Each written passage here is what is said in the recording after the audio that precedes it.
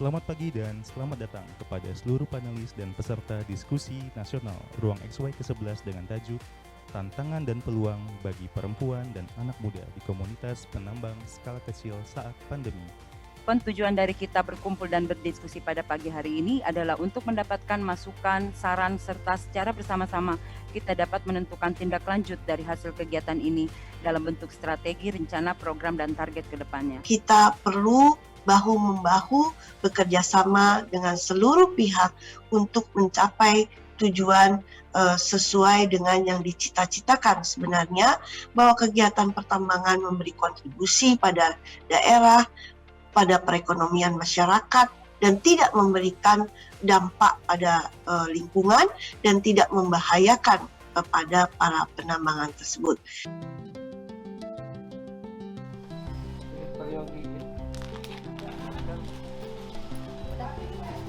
Sedikit kalkulasiin pada sensitivitas cahaya, pasti tuh tiap handphone tuh punya keunggulan sendiri-sendiri. Kira-kira nih yang paling mudah dipakai feature itu yang mana?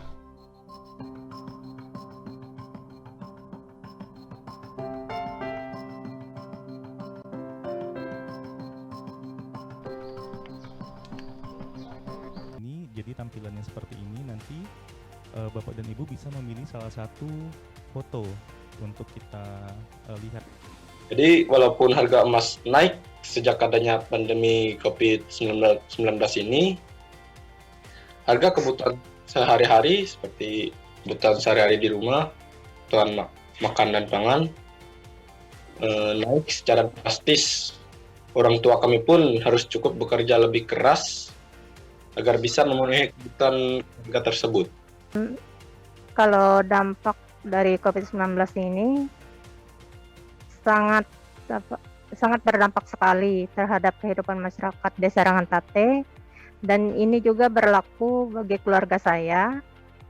Pendapatan suami sebagai pedagang harian jauh menurun karena adanya beli masyarakat berkurang, dan lahan kami yang disewakan juga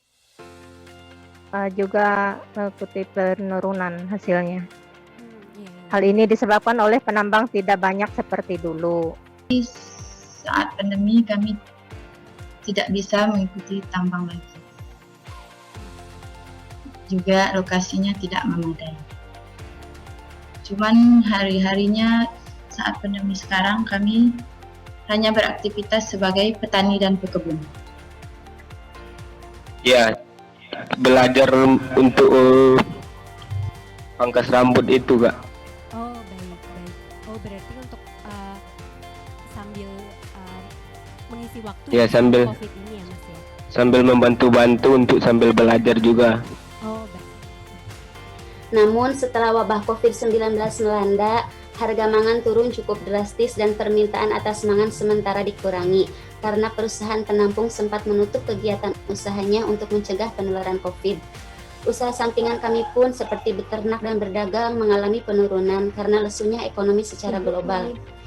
Biaya hidup yang melonjak dari sebelum Kami yang kami jalankan ini memiliki tujuan untuk melatih komunitas penambang skala kecil yang ada di 3 lokasi di Indonesia, perwakilannya, karena kebetulan ini adalah sebuah program yang cukup singkat, 4 bulan.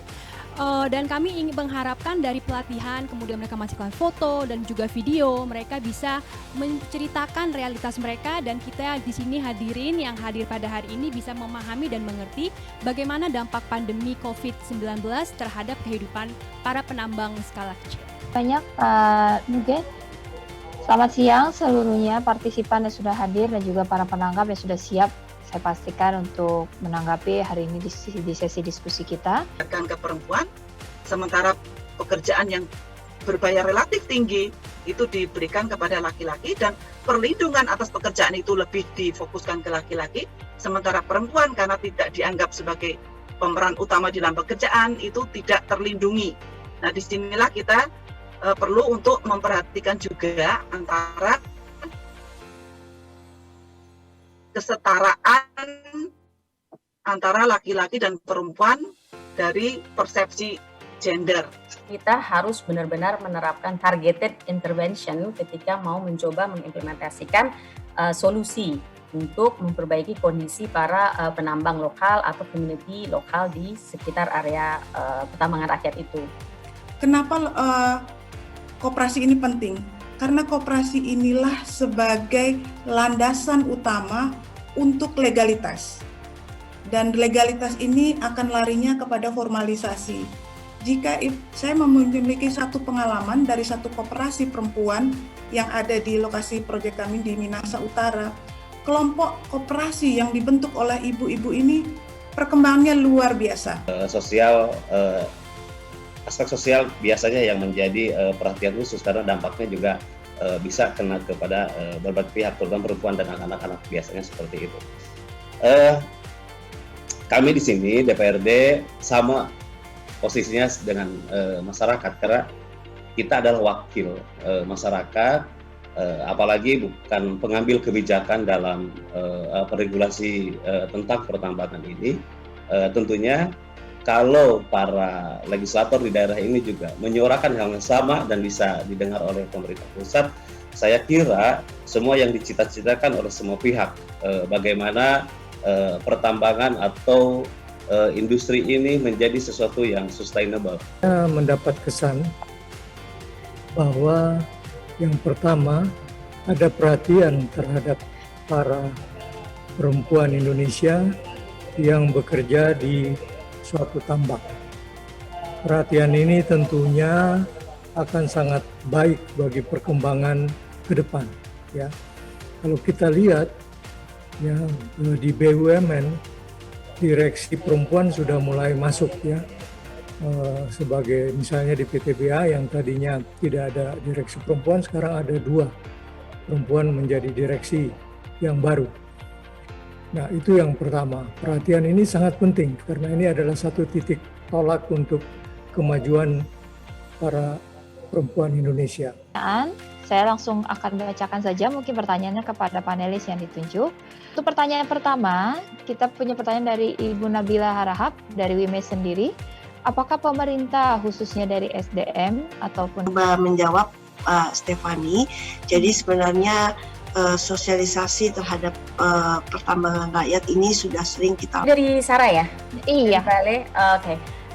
Selamat siang Sarah, ini sebetulnya pertanyaannya terbalik ya, karena saya biasanya sering menggunakan balik sebagai acuan salah satu best practice untuk penyelenggaraan program-program CSR. Beberapa hal yang dapat saya simpulkan selama proses diskusi kita, melihat dari foto voice, dari diskusi yang disampaikan dari lapangan, para penambang langsung dari 3 lokasi, dan juga para penanggap dari berbagai latar belakang stakeholder yang telah hadir pada hari ini, kita melihat bahwa memang semua pihak saat ini sedang berkolaborasi melakukan partnership untuk melakukan penanganan dan edukasi terutama untuk para penambang skala kecil atau lebih tepatnya penambang rakyat sesuai dengan Undang-Undang 3 nomor 2000 tahun 2020.